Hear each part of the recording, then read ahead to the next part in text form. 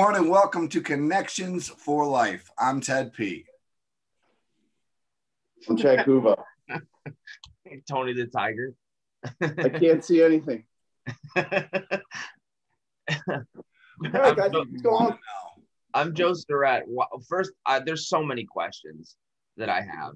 The first one is, I know why you're where you're at today, but will you just tell everybody that watches us why you are wearing a tiger head in a different location?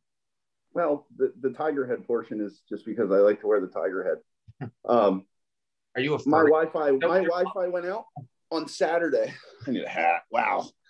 My Wi-Fi went out on Saturday at 10 a.m. I have a 17-year-old teenager along with a 14-year-old teenager that haven't had Wi-Fi since Saturday at 10. Neither have I, and it's not much fun to not have Wi-Fi. But I'm at Jeff and Rocky's house across the street, utilizing their Wi-Fi to do this. Your neighbor, my neighbor, and I happened to just take a quick 1-minute walk around the house, and I came across this. What is that? Like, what's that? I have no idea. I'm not sure if the rest of the costume there. Right. Yeah, that's what I want. I don't know. I just saw this. Does your neighbor moonlight as like a mascot or something? Dude, I was wondering because this is our high school mascot too. Like maybe he is. Maybe there's something you just learned. Wow. How hot was that mask? It's not great. Not great? No, and you can't really see. I mean, I applaud mascots. Absolutely applaud. Now you feel like you have a deep appreciation. I mean, I can't figure out how these guys do flips off like top ladders and things like that. Like what's his name? Ones who bounce on the trampoline and do like a 360 windmill dunk. I couldn't even sit down. My head almost fell off. That's most days though. Yeah. Valid point. Joe, how was the weekend, buddy? Who, me? No, the other Joe in the call. It was 1,000 degrees here. It was like the surface of the sun. Don't complain. We live in upstate New York. You'll have that for another 2 weeks. Wait a minute. I don't recall complaining. It was just an observation. Like, no, it was good. Saturday, girls had a soccer game in the morning. We lost. Bad or no? It was like 3-2 or 3-1 or something like that. Yeah, it wasn't that great, but it was pretty hot out. They were dogging it a little bit. And then Saturday afternoon, Mr. Adam Clary, for those of you that don't know, is getting married. So we had a little party for him and his soon to be bride, which turned into a noon to 3. I got home at 11. I was just gonna say, what time did you get home around then? Yeah, about 11 o'clock. But no, it was good. It was a good weekend. It was just hot. My allergies have been absolutely killing me. I don't know if you guys can tell, my eyes are just like just crushed. No, that's what you normally look like. Terrible as always. My allergies are bad too. It's not great. I put a shirt on though. I classed it up today. Oh, thanks. Wow. Hey, don't get used Valid point. Valid point for you. Way to make Chad and I feel terrible about it. You can't see the bottom half though, so you're good. Yeah, I can't figure out. This is the first time I'm doing this on an iPad, and I can't figure out where to make eye contact. Right in the middle. No, I don't think that's right. Hit the one in the middle. Hit the one in the middle, Rock. Right Hit the one in the middle. Right there. How about you, Chad? I don't know. I'm just staring at the camera. You didn't have Wi-Fi going out this weekend. What'd you do? Other than that, what did we do? Logan and I played golf for the first time on yesterday. Well, he played for the first time. He's not as good as Joe, so he's an absolutely awful golfer, and he may have less patience than Joe. He told me that he goes, I think golf should end at the 10th hole. After he ate 3 hot dogs at the turn, so that might have been why he wanted to end the 10th hole too. Dude, it's legitimately like golfing with me. And for the people that don't know, I do not like golf. I don't pretend to like golf, and I do it about twice a year, and I make it what? How many holes do you think I make it? Before you quit or before you take your shoes off? The shoes off thing's usually like 4. Quitting's like 7. Yeah, 4 holes, shoes are off. 7th hole, I'm in the cart. So, yeah. Hoping somebody else in the group is better than you, so they can. Oh, we always play scramble, right? So I just my shot never counts. You play with Cutlip or somebody, and you're just like, oh, thank you. I just won't even get out. Yeah, no. I made a commitment to myself when I was younger that I wasn't going to be upset about not being good at golf or bowling, and I've made peace with it. Totally fine. How about you, Teddy? What'd you do? We actually had a large tournament this weekend. Yeah, we took all 6 of our teams from the program down to Spooky Nook, which is the largest indoor sport. How many kids is that? How many kids are on a basketball team? We guess at that yes. level? How many kids are in our so we have 2 developmental teams that don't count in that 6. So we have 2 little kid teams basically. All right. So we have a combined 2nd and 3rd grade team, and then we have I hate when you just don't answer the question. No, we're supposed to guess. He was telling us how many teams he has. But we have 6 teams that compete, travel, and go. So I'm gonna guess. I'm gonna guess 85. Chad? 75. So I always round up and say we have 85 kids in our program. We have 80. Oh, go Joe. We have 83 kids between the grades. However, he did round up, which means I am the closer to the lower guess. And that's not my house, my rules. Remember that rule? My house, my rules. He's close. I guess it's yours. I win the showcase showdown. No, but no, we took 6 teams down there, and it was absolutely awesome. We have 3 of our teams that can be at the highest level possible in the country, at the national level, and we are there. We played really, really well. We didn't bring home any hardware for the first time in 4 tournaments. But, how many teams? You go there a lot, actually, to that area. That right? It must be a huge facility. It's the biggest one in the country. It's the biggest one in North America. It houses. I think we have 38 basketball courts in there, along with an Olympic track, along with an entire softball field, and several lacrosse fields. And it's like in the middle of nowhere, right? It's not like it's Manheim, Pennsylvania. I know. Like I said. Yeah, but it's pretty awesome. To do there in Manheim. That's neat. It's pretty awesome. We spent the weekend down there. I got home earlier than I ever have because we didn't make a championship game for the first time ever. So wow. Yeah. Good but bad. My son played really well though. Personally, I was very, very happy with my son's performance. You know, he played really well. So that's awesome. Yeah, my wife was able to make it, which was great. Our daughter competed at a huge invitational for varsity track as a 7th grader, and that's cool. She ran a 5-minute 1500 in 7th grade. Yeah, like I think it was 5:15. I can't even like that fast. Yeah. So as a 7th grader, I was like, "That's pretty awesome, sweetheart." Yeah, that is amazing. Yeah. Did you guys know? So yes, you guys know Teddy and I are both trying to get in shape, right? Like we're trying to. I don't know about Chad. I don't speak for Chad. I'm in a shape already. Rounds of shape, and he's in it. His shape. So we're trying to get in shape. So the other day, like I used to run track, growing up. I want you guys to guess because it's gonna make me laugh. Oh boy. So I wanted to see how fast I could run 100. Now, in my defense, I'd already done 2 miles. So all right, but all right. So I in high school I could run like an 11, 5, 12, 4. Okay, in that range, 100 meter dash. Okay, how fast do you guys think I ran it? 18. 19.3. It was like 15 something and change, almost 16. And Perfect. but I felt like you have to understand, I won't be able to walk right for about the next 4 days. Joe, did you do that before or after we met up this week? Oh, that was after. Oh, I was already injured. Before we met up. I was already injured. Yeah, I had a bit of Joe got out of we had lunch together on Thursday, and Joe got out of the booth, and I thought I was going to have to catch him because his leg gave out. Well, I'm 58 years old, at least my body. Yeah. So anyways, we don't need to talk about this. Let's go. Sorry. So this week, it's okay. We have a short episode this week. We do. So this week is a really cool episode because we have an employee profile. And this employee profile is very unique in the fact that he is all 3 of our direct bosses. Direct boss. Manager, boss. Leader. I like to call him Supervisor O'Boyle. Supervisor of what? Supervisor. I don't know. I made that up. Okay. That's good. So we didn't know what you meant.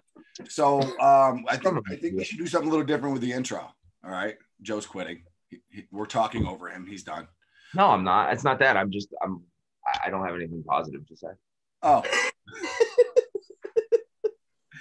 Anthony, if you're watching this, he didn't mean that. So I didn't mean about Anthony. I meant about anyways.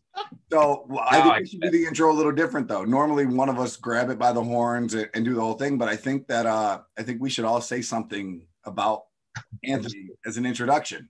Go ahead. You guys start. I'll end.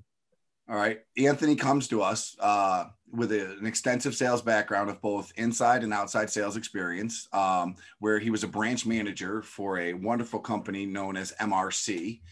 And we were able to poach him and move him across the country. How about you, Chad? I think you just summed it up good. I don't have to say anything now. That's so weak. Such a cop. No. Let me put it this way. I've worked for, I've been in this industry for a long time now, which is scary. About 20 years. That's 21 years because about 21. And I've worked for a lot of really good people, and I've worked for a lot of really smart people. But Anthony's definitely one of the most level-headed, probably smartest and non-reactionary people that I've been around. And that's awesome because I'm completely the opposite, where I just throw my hands in the air and go, "Wah!" And he's just like, can you calm down? I'm like, okay. Have a non-emotional I really, that means a lot to me. That means a lot to me about him and his personality and what he does for us. He tries to do a lot for us. So I appreciate it. Yeah. Agreed. Anthony's just, this is the way I'm going to sum it up. Anthony's just kind of a cool guy, and he's been a really good addition to our team. We've had our ups and downs with, trying to get the right people in the right places. And I think we have a good one there. So, I'll let Teddy take us in, but Anthony will tell us a little bit more about himself and go from there. Well, you've got to be a special person if anybody who watches this show, and as they all say to us every time, go, golly, the three of you guys are just kind of nuts, man, and this, that, and the other. I'm trying not to swear on TV. All right. Gosh darn it. So, but realistically though, we get that feedback from people and stuff, and I want everybody to imagine this. He's the guy who has to herd the cats that is known as the three of us. All right. And we're equally but there's 7 of us. Yes. But so without further ado, why don't we bring onto the show Mr. Anthony Haenelt.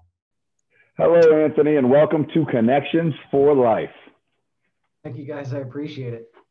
Did your computer yell at you too and ask you to continue?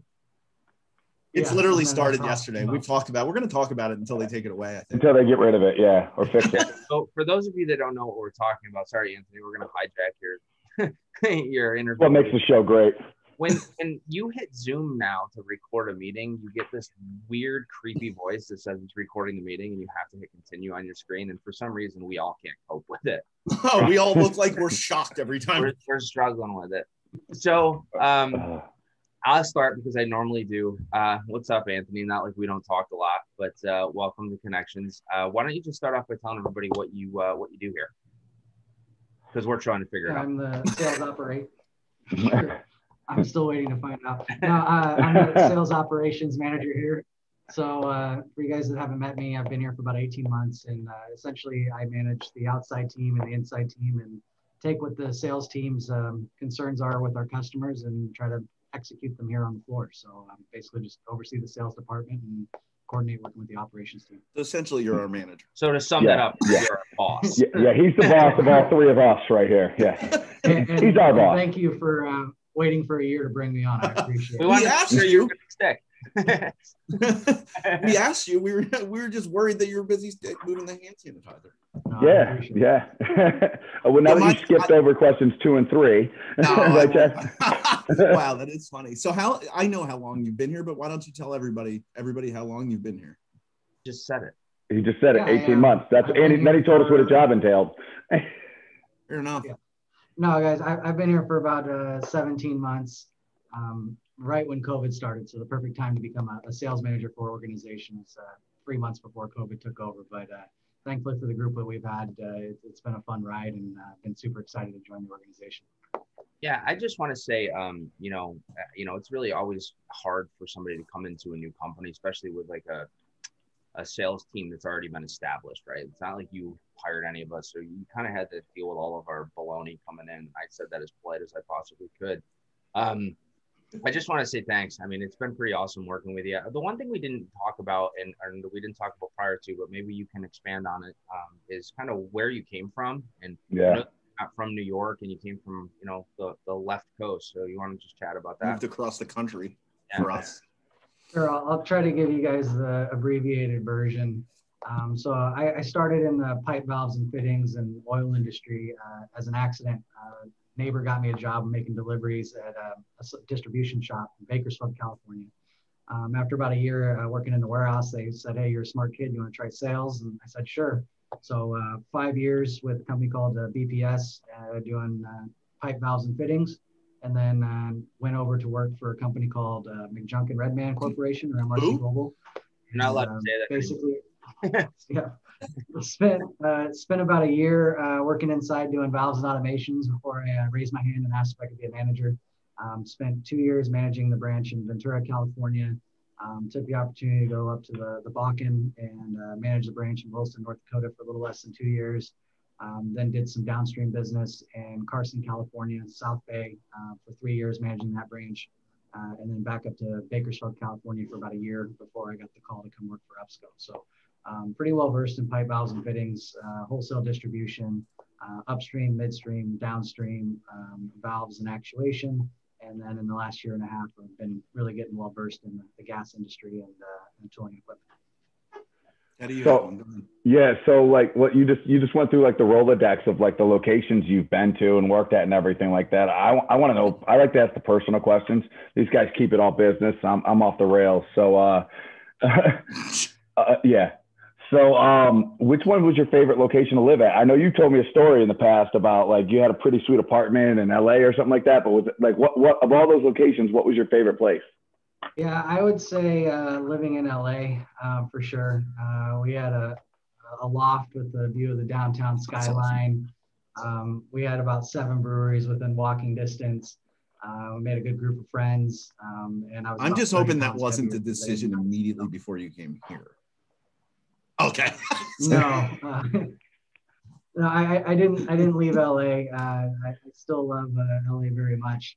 Just it's a little bit frantic. So when you live in the city, you want to get out, and then when you live rurally, you like to visit the city. So, but just the food and the culture, being 3 minutes from Staples Center and Dodger Stadium was pretty epic. To go catch hockey games 10 minutes before they started was a lot of fun. And now you're in Syracuse, New York.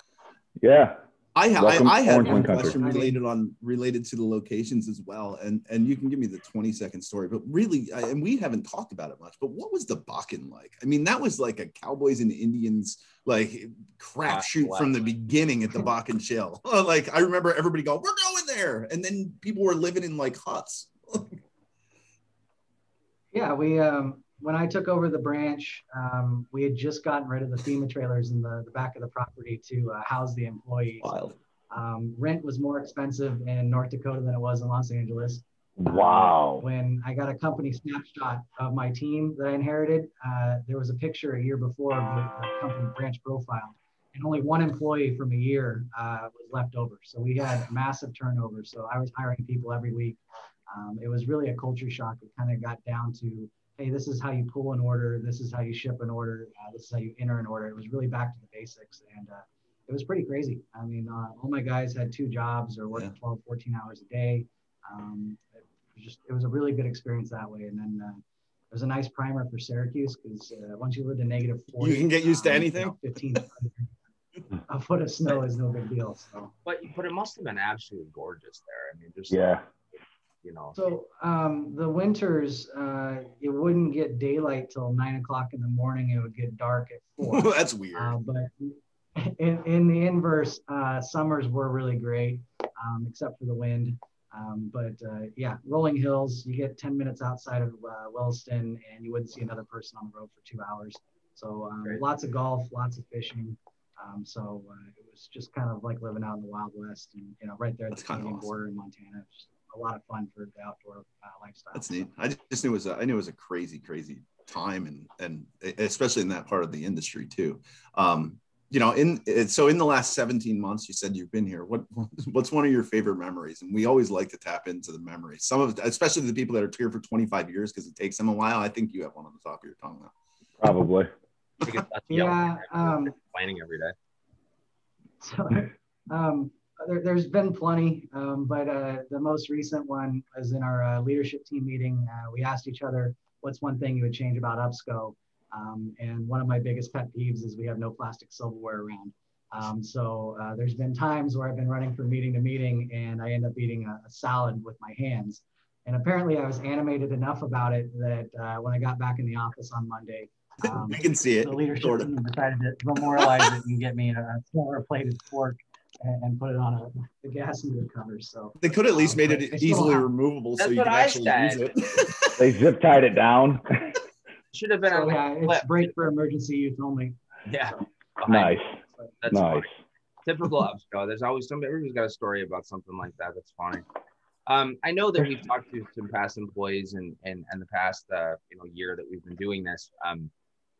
We always ask the question, what makes UPSCO great? And I think it's interesting because a lot of the people that we've had on have been here a long time. So they have a lot of history, a lot of friendships, it's a little different for you. You came over, to kind of took a stab at coming over all the way across the country from California to this little small town in upstate New York. And, and I think over the time that you've been here, you've probably seen some things that you really, really love about UPSCO and being an employee here. I think we all do.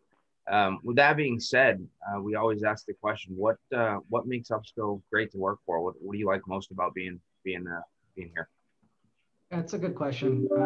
I would say definitely the culture and the willingness to adapt and change, and just be the ability for a manufacturer to adjust to the customer's needs has been nice.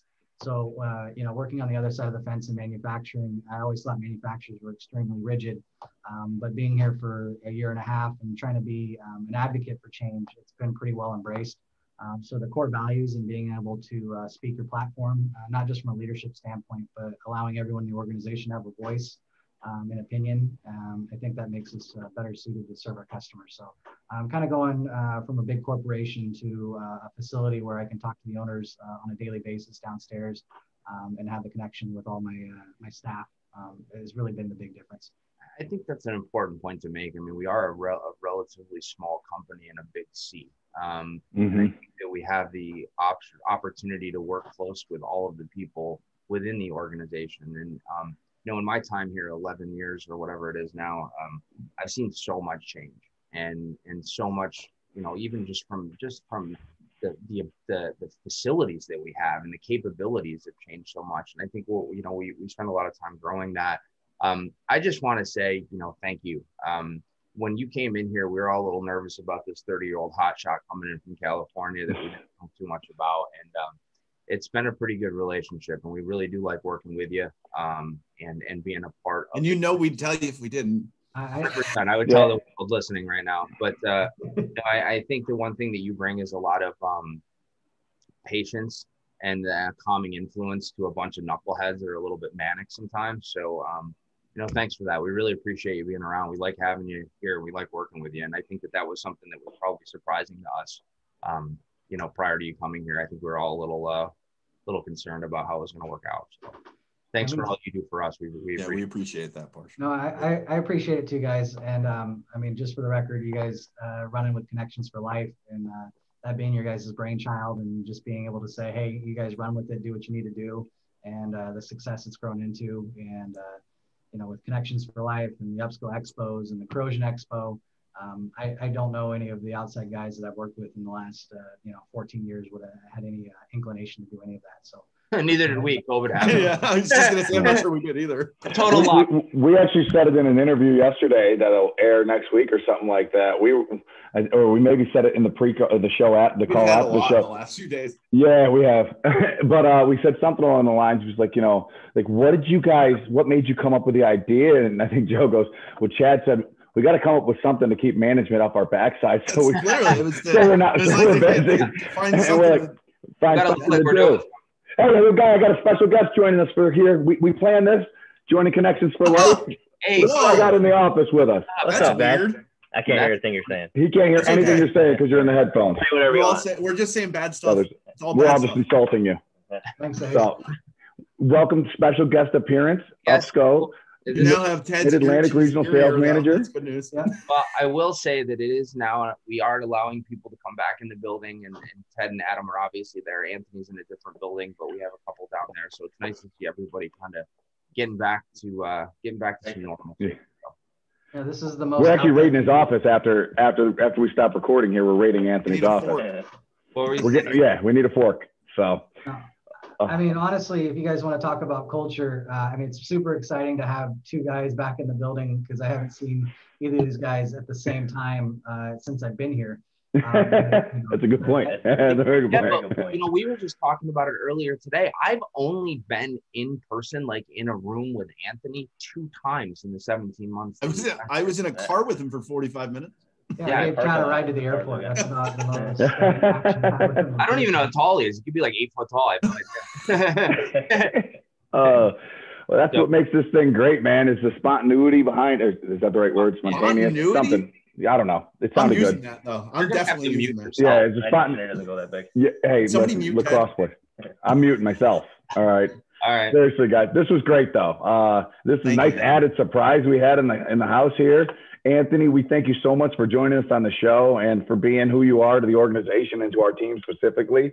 I don't know how to do these fancy goodbyes like Joe does so well. So I'm going to shut up now. There you go. I'm going to call you in 3 minutes to complain after this. So just stay in front of your computer. I'm just Sounds like Joe. Hey, man, it was good. It was good. Always good seeing you. Always fun to do this. Ace, you can leave now. Thank you. Look we'll talk to you guys all soon. I thought he was a PA. Later, guys. Thank you, guys. Anthony, thank you so much for joining us here. Although we see you every day, this was an entirely different environment for it, and it was really cool. I enjoyed it. It was fun to do. Especially because you and I had like an in-person meeting like 5 minutes after we recorded separate. Where you were reprimanded? For putting him on the show, yeah. Ted, your numbers are not up to par, but we'll record. It's not true. My numbers are fine. Go to the tape. No, that was fun to have Anthony on. It really was. No, I think it's cool. Like, I really appreciate Anthony. I appreciate his leadership style and his management style. Like, he's definitely, he's a fair bit younger than us, but he's definitely pretty wise. He's got a lot of wisdom. He's got a lot of he's got a ton of experience. And he's well versed. I mean, when we talk about the many different facets of the industry, he was involved in an entirely different facet of the industry prior to coming to UPSCO, but it was still the same industry, I think one of the things that really gets me with Anthony is I know a lot of people that have their master's degrees, and I know a lot of people that have degrees like that, but I know a lot of people that don't know how to take what they learned and actually apply it to real life. And he seems to do that pretty well. And I admire that because I don't have any of that schooling. It's interesting that perspective of it, to me at least. Yeah, he's a good dude. We're happy to have him around. I think we're in a much better place having him. It just kind of, I think we talked about, maybe we didn't, I don't remember, but when we talked to him, he started and then 2 months later, COVID hit. Yeah. And it was not the deal. Yeah, totally not what anybody expected. And I think coming to a new company and having to manage a whole bunch of knuckleheads that travel around the country, meeting customers that are now sitting in front of a computer, I think we just managed that really, really well, and we made it through pretty positively. So, I mean, he gave us he gave us the go ahead for this. Yeah. In reality, we pitched him the idea of it, and we're like, hey, we think this is going to be a great way for us to connect with our customers and stay relevant in the industry. And I'm not giving him credit for this. What? I said I'm not giving him credit for this. Oh, he said yes when we gave this idea, and then I think he said that actually was more of a reaction. I think. I was like, I don't know. Let me see a few episodes first. Yeah, before you push something out, I gotta watch something. So. Yeah. Okay. Well, yeah, great interview. So we did have to sign a waiver. We did. I think we did actually. We did have to sign a waiver for you folks at home. We did that for you. We did that for you. We were willing to sign. I like that, Ted. Wait to just Chad, did you notice? Tug at the heartstring. Huh? Staff. No, I can't see that. It's just big. I'm on the iPad. The staff only. Yeah, I did. Do you remember that? No, I choose not to. What's time is it? Does anybody know what time it is? Gas back time. The production value of this show has gone steadily downhill. I had to use so much Sharpie to get this to show up on my camera. Sorry, Zeke. I stepped on Zeke's tail. Not happy. For those of you that don't know, Zeke is a huge golden retriever that's laying on the floor next to Chad. Well, he was. He's like Yellow Dog from Funny Farm. Remember that? Yes, I do. The dogs Except he doesn't really run. Fire and they have to, yeah. Anyways, gas fact. That's not my fact. But I have two. We're going to do two today. Both are interactive. I want to see what you guys come up with. Actually, the first one's not really that interactive because you'll never be able to guess the answer to this. So we're not going to make it interactive. Change of pace. In 2019, because that's only the only up-to-date stats that I have, the total U.S. primary energy consumption was equal to about blank BTUs. The answer is 100.2 quadrillion. That's a number? Right. That's the only reason I wanted to tell you, because I was like, I don't think I've ever heard like trillion is always like the max threshold. Yeah, quadrillion. The funny thing is that they wrote it out like the whole number. It's about 18 zeros more than my bank account. So yeah. So there's 19 numbers on the board. I was just gonna say, so there's 19. There's 20.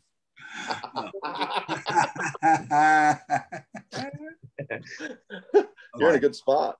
But no, so I post, as you guys know, I post my Monday gas fact. Today I went a little different, but this one you guys can play along with. There are more than blank million natural gas and propane household gas ranges, ovens, and cooktops in the United States. So basically stoves. How many people are in the country? 200 million, I'm going to say.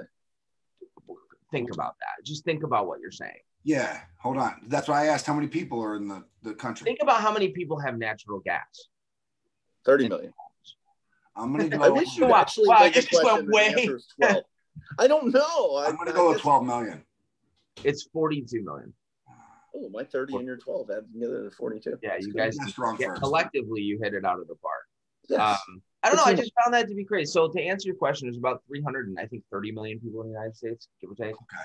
But I mean, I started out bad with how many people were in the United States. That was my first problem. Yeah, you went right downhill. We're not in China. That was my first problem. I don't know. I just thought that was a cool fact. That is a cool fact. That is a very cool fact. Hey, do we have what else do we have upcoming? Who's our next guest on the show that we have joining us, guys? Oh, I put you guys on the spot. Chad. Ogborn. Oh yeah, Jeff Ogborn. Sorry, wow. I almost fell apart there. I think your brain was melting. Thought I stroked out. Back. Okay. Well, all right. That's it. We're just gonna say Ogborn. It's Jeff Ogborn from South Jersey Industries. Jeff's a really cool guy. He's got a lot of time with the chat. He's got some boys that are hockey studs, and he's just a really neat guy. So I think you guys, his story's kind of cool. He never intended to do this job, like we all never intended to do what we do. And I'm sure we'll talk more with him about that. So I don't want to steal any thunder. I don't know when this is going to get posted, but I wanted to bring up the NGA, just a little pump to Gino. You guys know more about it. Me? I'm going to be the guy that sits there and narrates for 3 hours. Talk about it. I don't. So it's tomorrow. I'm hoping that my fear was I didn't know when Bree was going to be able to get this out, but it's tomorrow the 8th from 9 to 12 Eastern, and we have a set calendar. If you look it up on UPSCO or Connections, I believe it's there, or on my LinkedIn or Joe's. There's a set schedule of some of our people that are coming on to talk different subjects and different stuff that UPSCO does. So it should be fun. It's from 9 to 12. Yeah. Yep. Anything else, Teddy? You guys know? No, I don't. I think we did it well. We're going to say goodbye to the Tiger. I just want to end the show with something. There was no kid. This is a serious show moment. Yeah, seriously show moment. Little girl in our hometown lost her life this weekend, and she was kind of close to my littlest, and it was very unexpected. And I'm not going to get into the details, but I actually heard about this too from Jen, Joe. Take the time to hug your kids. Take the time to tell people you love them. It was a big emotional weekend for a lot of people. So just want to say that. That's the loss of a child is something a parent should never have to go through, but it's also something that child's close friends and everything will always have to feel. And as a parent, you have to talk to your children about, and it was just completely unexpected. And it's just take the time to, when want you to play a game or go outside. Take your time. Okay. So that's it. Fun end on that. I know it's a little, it's another fact of life, though. It's a true thing that has to be processed and to gone through, and we don't shy away from anything like that here. So we use our platform for messages like that. Good and evil. I didn't hear what he said. For good and evil, he said. Good and evil, yes. So with that said, though, we're gonna wrap. We want to tell you guys from Tina the Tiger, she's gonna eat her ham over there, and we're gonna ask you guys to like, subscribe, share, and always continue. Thank you. We love you guys, and connections for life. Tina was not a tiger, just in case anybody was gonna fact check that. You're a tiger.